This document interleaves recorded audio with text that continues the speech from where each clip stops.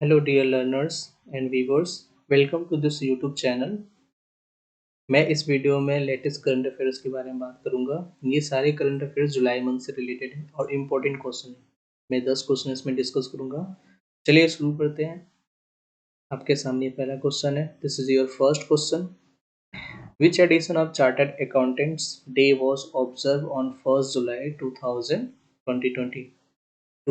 सो 1 जुलाई 2022 को chartered accountant दिवस का कौन सा संस्करण मनाया गया है? ये ऑप्शन है आपका 70, 72 एंड 74 एंड 76। तो इसका करेक्ट आंसर क्या होगा? 74।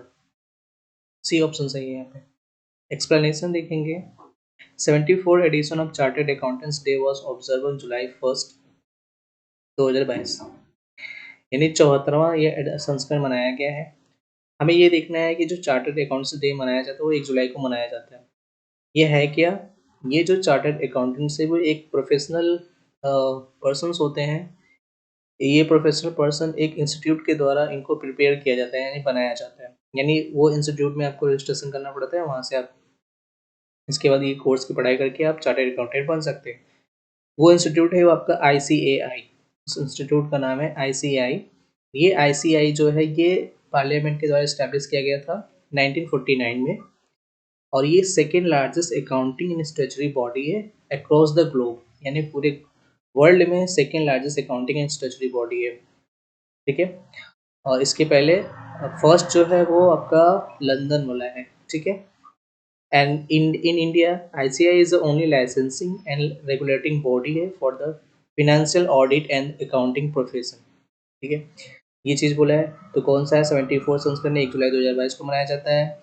और 1949 में इस बॉडी को स्टैब्लिश किया गया था संसद के द्वारा पारित करके। और ये दूसरा सबसे बड़ा लेखा और वैधानिक निकाय है। आगे देखेंगे नेक्स्ट क्वेश्चन। क्वेश्चन नंबर 2 है। The union government has authorised which bank for issue and encash electoral bonds through it's 29 authorised branches from 1 to 10 of the July 2022।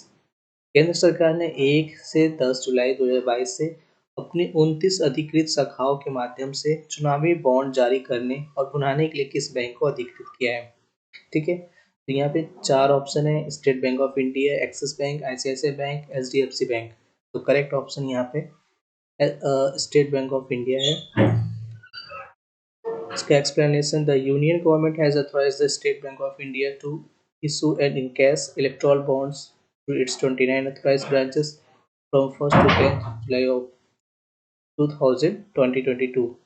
The electoral bonds will be valid for the 15 calendar days from the date of issue and no payment will be made to any pay। यानी जो केंद्र सरकार है वो भारतीय state bank को authorise की है और इसके 29 ब्रांचेस को अथोराइज की है। और ये जो 29 ब्रांचेस है इनके माध्यम से चुनावी बॉन्ड को जारी कर सकते हैं और उसको डिस्काउंट करा सकते हैं, यानी भुना सकते हैं। ठीक है। मैच्योरिटी डेट पे इनकी मैच्योरिटी डेट ये बोली गई है कि ये जिस डेट को जारी किया गया उस जारी हुई डेट से लेके 15 कैलेंडर दिनों तक के लिए वैध होंगे। उसके बाद अगर आप अगर भुनाने जाएंगे तो आपको पेमेंट नहीं मिलेगा। यानी जो भी राजनीतिक दल है उसको किसी तरह का पेमेंट नहीं दिया जाएगा। यानी इसकी डेट क्या है कि आज अगर डेट है, आज से अगर मैंने जारी कर दिया तो आज से 15 दिन के अंदर अंदर तक आपको भुनाना पड़ेगा बैंक में जाके। ठीक है। नेक्स्ट क्वेश्चन देखेंगे। क्वेश्चन नंबर 3 है। The national health authority facilitate around doctors for their work under the Ayushman Bharat प्रधानमंत्री Jan Arogya Yojana scheme in July 2022 में राष्ट्रीय स्वास्थ्य प्राधिकरण ने जुलाई 2022 में आयुष्मान भारत प्रधानमंत्री जन आरोग्य योजना ABPMJAY योजना के तहत अपने काम के लिए लगभग डॉक्टरों को सम्मानित किया है। तो उसमें 400, 700, 600, 1000 कौन सा ऑप्शन है इसमें? तो लगभग 1000 डॉक्टर्स को सम्मानित किए हैं। क्या है एक्सप्लेनेशन? यानी जो NHA है इसने ये सुविधा 1000 डॉक्टर्स को दी है। ठीक है। उन्होंने आयुष्मान भारत के अंतर्गत बहुत सारे मदद किए हैं, काम किए हैं। ठीक है। ये जो स्कीम है आयुष्मान भारत प्रधानमंत्री जन आरोग्य योजना, ये स्कीम है। इसके बाद it also announce Ayushman Bharat उत्कृष्ट चिकित्सक सम्मान। ठीक है। एंड आयुष्मान भारत उत्कृष्ट चिकित्सालय सम्मान। यानी इसने, ये जो आपके NHA, इसने और भी घोषणा किया है कि आयुष्मान भारत उत्कृष्ट चिकित्सक सम्मान भी दिया जाएगा, आयुष्मान भारत उत्कृष्ट चिकित्सालय सम्मान भी दिया जाएगा, और आयुष्मान भारत PM जय फेलोशिप भी दिया जाएगा, ये सारे अवार्ड जो है दिसंबर मंथ में दिए जाएंगे। ठीक है, नेक्स्ट क्वेश्चन है, in July 2022 who smash the most number of run and over in a test cricket match. जुलाई 2022 पे टेस्ट क्रिकेट मैच में एक ओवर में सबसे अधिक रन किसने बनाए हैं? ऑप्शन है मोहम्मद सामी, हार्दिक पांड्या, जसप्रीत बुमराह, भुवनेश्वर कुमार। सो आपको तो पता ही होगा, उस समय हमारे हीरो थे जसप्रीत बुमराह। ठीक, इन्होंने वर्ल्ड रिकॉर्ड बना दिया है। एक्सप्लेनेशन देखेंगे तो जसप्रीत बुमराह जो है, इसने 2 जुलाई को, ठीक है, एक ओवर में सबसे ज़्यादा रन बनाए हैं, ठीक है, टेस्ट मैच में। और ये जो इन्होंने रिकॉर्ड किया है, ये 5th एंड फाइनल टेस्ट था उनका, किसके खिलाफ? इंग्लैंड के खिलाफ था। तो इंग्लैंड के अगेंस्ट इन्होंने ये रिकॉर्ड बनाया है, और ये कहाँ खेला गया था? बर्मिंघम के एजबेस्टन में खेला गया था। ठीक है, इसकी वजह से, and he has surpassed legendary West Indies batter Brian Lara. अच्छा, इन्होंने ब्रेन लारा के को भी पीछे छोड़ दिया, यानी जो ब्रेन लारा थे वो एक ओवर में 28 रन बनाए थे, और यहाँ पे जो जसप्रीत बुमराह है वो एक ओवर में 29 बनाए हैं, प्लस 6 रन तो एक्स्ट्रा आए हैं, यानी अगर मैं ओवरऑल बोलूँ तो 35 रन हो गए हैं। तो एक ओवर में 35 रन बोला जाएगा, क्योंकि 6 रन एक्स्ट्रा है, लेकिन इनके बल्ले से 29 रन बने हैं। ठीक है, नेक्स्ट क्वेश्चन देखेंगे, who has been conferred with the CII Quality Ratna award 2021 on July 2022, 3 July 2022, 3 July 2022 को CII गुणवत्ता रत्न पुरस्कार 2021 से किसे सम्मानित किया गया है? अशोक सूटा, मुकेश अंबानी, गौतम अडानी, अजीम प्रेम जी। ठीक है, तो करेक्ट ऑप्शन होगा अशोक सूटा को। भाई इनको क्यों दिया गया है, देखेंगे। जो अशोक सुटा है, ये founder and executive chairman of the Happiest Minds Technology has been conferred with the CII quality Ratna award 2021 on 3 July 2022 को। यानी जो अशोक सुटा है, ये एक फाउंडर है एंड एग्जीक्यूटिव चेयरमैन है किस चीज़ के? हैप्पीएस्ट माइंड टेक्नोलॉजी के, इसलिए इन्हें क्वालिटी रत्न दिया गया है। ठीक है, 2021 का अवार्ड इनको 3 जुलाई 2022 को दिया गया है।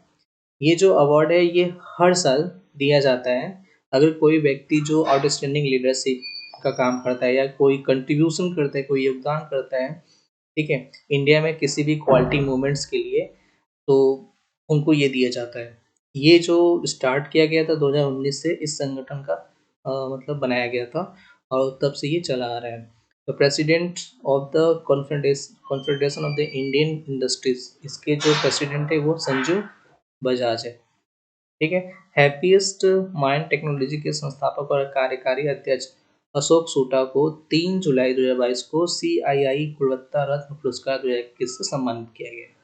ठीक है, ये जो पुरस्कार भारत में गुणवत्ता आंदोलन के लिए उत्कृष्ट नेतृत्व, योगदान और विशिष्ट सेवा की मान्यता में प्रतिवर्ष दिया जाता है। इसका गठन 2019 में किया गया था, और इस समय इसके अध्यक्ष, यानी जो CII है, उसके अध्यक्ष संजीव बजाज है। नेक्स्ट क्वेश्चन देखेंगे, so who was declared the winner of the Femina Miss India 2022 title in July? जुलाई में फेमिना मिस इंडिया 2022 के खिताब किसे घोषित किया गया है? यहाँ पे ऑप्शन है आपका बबीता सिंह, रीनी गोयल, सीनी शेट्टी, सिंताना चौहान। क्या होगा ऑप्शन? यहाँ पे सी ऑप्शन सही है, सीनी शेट्टी। एक्सप्लेनेशन देखेंगे भाई। Sini Shetty was declare the winner of the Femina Miss India 2022। ठीक हो, इनको मिला है। The event took place at the Jio World Convention Centre. ये कहाँ पे हुआ है? जियो वर्ल्ड कन्वेंशन सेंटर, 3 जुलाई को हुआ है। रूबल शेखावत फ्रॉम द राजस्थान, राजस्थान के रूबल शेखावत जो है वो इसमें फर्स्ट रनर पे थी, एंड सिंता चौहान जो है उत्तर प्रदेश की, वो इसमें सेकेंड रनर पे थी। ठीक है, यही है यहाँ पे। नेक्स्ट क्वेश्चन देखेंगे, question number 7, in which Indian institute of technology NIIT campus Union Minister Jitendra Singh inaugurated India's first autonomous navigation facility TiHAN, ठीक है, इसको याद रखना तिहान ऑन फर्स्ट 4 जुलाई 2022 को 4 जुलाई 2022 को किस भारतीय औद्योगिक संस्थान परिसर में केंद्रीय मंत्री जितेंद्र सिंह ने भारत की पहली स्वायत्त नेविगेशन सुविधा तिहान का उद्घाटन किया है? तो ये सारा ऑप्शन ज़रा ऊपर चला गया भाई, इसको अभी सही कर देता हूँ, जस्ट 1 मिनट।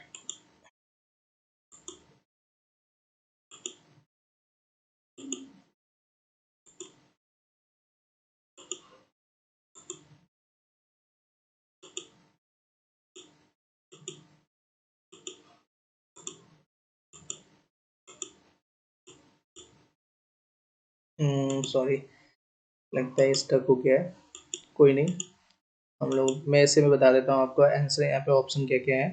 पहला ऑप्शन है आईआईटी हैदराबाद है, दूसरा ऑप्शन है आईआईटी मद्रास, तीसरा आईआईटी जोधपुर, चौथा आईआईटी गुवाहाटी है।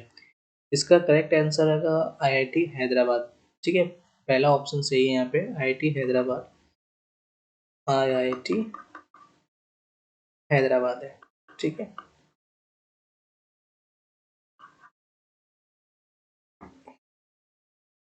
देखेंगे एक्सप्लेनेशन देखेंगे। Union minister Jitendra Singh inaugurated India first autonomous navigation facility TiHAN. TiHAN को मतलब उद्घाटन किया गया है किसके द्वारा? यूनियन मिनिस्टर जितेंद्र सिंह के द्वारा, और ये आईआईटी हैदराबाद कैंपस में हुआ था 4 जुलाई 2022 को।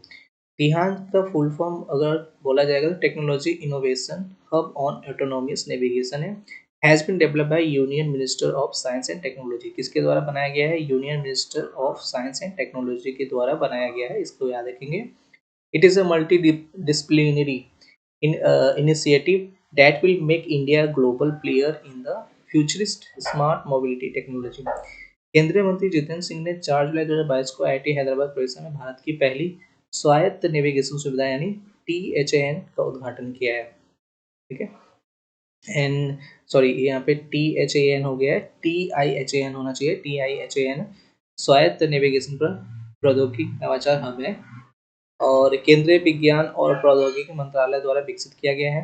ये एक बहु विषय पहल है जो भारत को भविष्य की स्मार्ट मोबिलिटी तकनीक में एक वैश्विक खिलाड़ी बना देगी, यानी हीरो चैंपियन हो जाओगे अब इस समय इनोवेशन करने में। नेक्स्ट क्वेश्चन देखेंगे।